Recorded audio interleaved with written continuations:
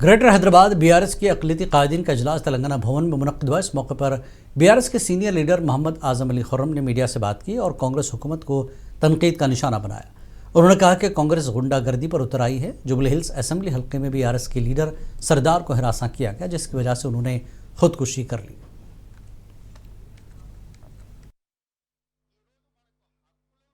तेलंगाना भवन में ग्रेटर हैदराबाद के अक़लियती इजलास मुनक़्क़िद किया गया था। जनाब मोहम्मद महमूद अली साहब की सदारत में, और हमारे यहाँ के चीफ गेस्ट हरीश राव साहब थे, और तलसानी श्रीनिवास यादव साहब थे, और दासोजी श्रवण साहब थे, और काफ़ी तादाद में हैदराबाद ग्रेटर हैदराबाद से ख़ास कर जो है यहाँ पे लोगों ने शिरकत किया, जिसमें हमारे तमाम चेयरमैन्स मौजूद रहे और साथ ही साथ हमारी बीआरएस पार्टी के माइनॉरिटी फैमिली पूरी मौजूद रही। बस इस मीडिया के ज़रिए मैं एक ही आप तक सब तक मैसेज पहुंचाना चाहता हूं कि आने वाला जुबली हिल्स का इलेक्शन बीआरएस पार्टी के लिए एक कामयाब नुमाइंदगी रहेगी और कांग्रेस के लिए एक बहुत बड़ी हार, क्योंकि कांग्रेस ने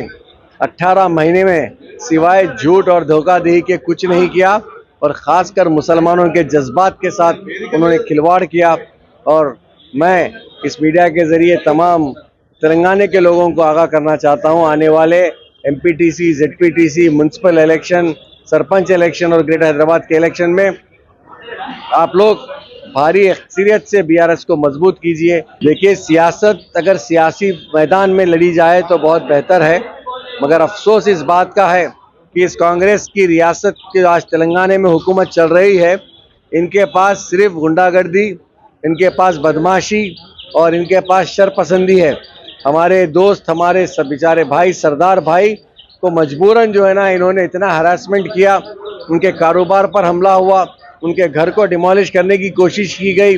मजबूरन उन्होंने डिप्रेशन में आकर खुदकुशी की, जिसके लिए वहाँ के जिम्मेदार कॉरपोरेटर भी बराबर जो है ना इसमें हिस्सेदार है और जिम्मेदार